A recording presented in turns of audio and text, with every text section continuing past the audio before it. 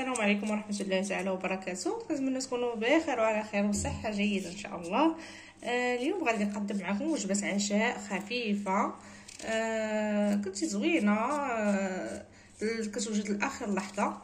المهم بقاو معايا تشوفوا المقادير وطريقه التحضير.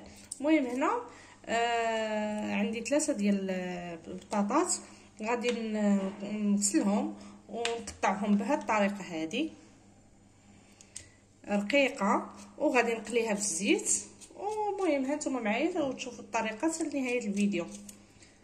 المهم راه عشاء زوين وخفيف وساهل وكيوجد بسرعه. المهم هنا من بعد ما قطعت البطاطا ديالي غادي ندير ليها شويه الملحه،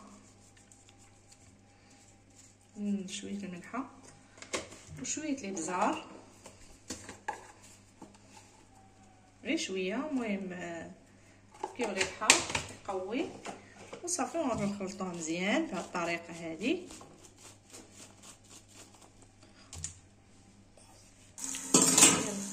تنقيله درنا الزيت وغادي ندير البطاطا ديالي تقلى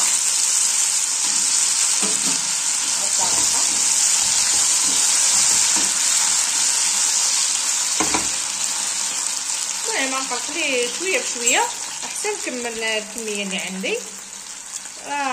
طريقه القلي ديال البطاطا عاديه كما كنقليو البطاطا ديال الفريت، كنقليو بها هاد البطاطا هذه. هذا هو الطاجين ديالنا اللي كنقولوا له التاكره. غادي نحك واحد نص ديال البصله،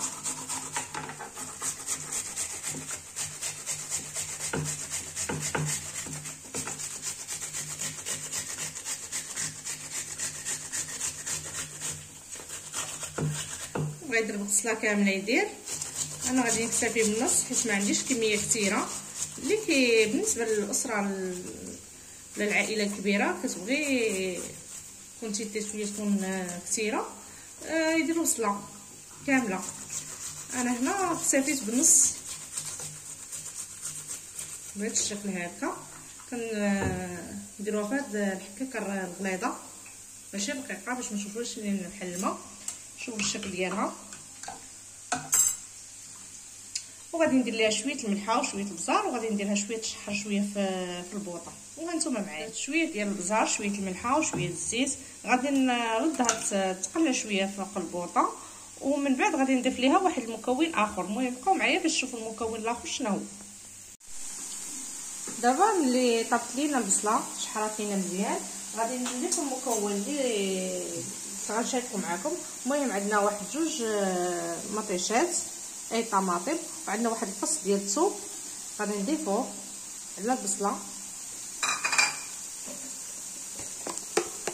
غنضيفو شويه التحميره،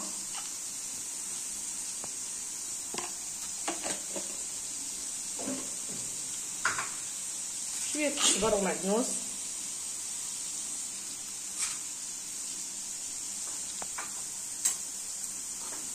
وغادي ندمجو الكل باش يتشحر لينا مع بعضياتهم بهذه الطريقه هذه. راه كتجي زوينه بالنسبه لوجبه العشاء او الغداء. بالنسبه كيكون مزروب. راني درت الفلفل الاسود الابزار والملحه، وفي الاخير ضفت التحميره وفص ديال الثوم.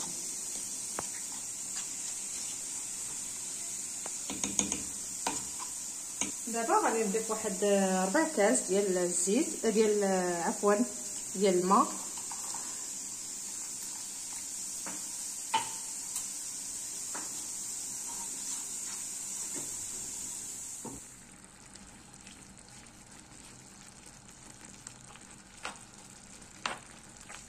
جربوها راه كتجي زوينه.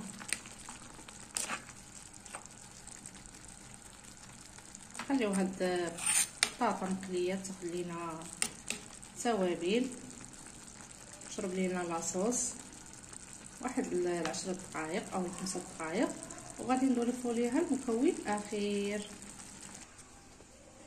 المهم هنا عندنا 2 بيضات غادي نضيفوهم دابا غادي نضيف لهم المكون الاخير واللي هو البيض. المهم دابا ضفت ليهم البيض بهذا الشكل هذا. صدقوني راه كتجي زوينه. كنتمنى تجربوها وتردوا عليا في التعاليق كيف جاتكم الوصفه. بالنسبه لي انا يعني هذه كتوجد ليا بسرعه وفي وقت وجيز، يعني باش كتلف ليا العشاء الله يحسن العوان. كنبقاو نخططوا بزاف شنو غنديروا. هذه راه كتجي زوينه وكتجي سهله وكتجي وكتشبع، يعني البطاطا وداك الشيء راه اصلا كيشبع. المهم جربوها وكنتمنى تنال الاعجاب ديالكم. معكم هذا المورصو، نشوفوا الشكل ديالها كيفاش كيجي. شوفوا الشكل ديالها كيجي غزال.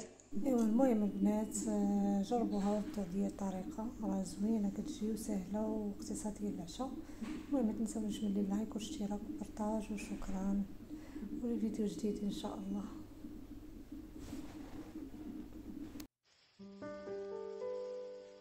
مولاي صل وسلم دائما أبدا على حبيبك خير الخلق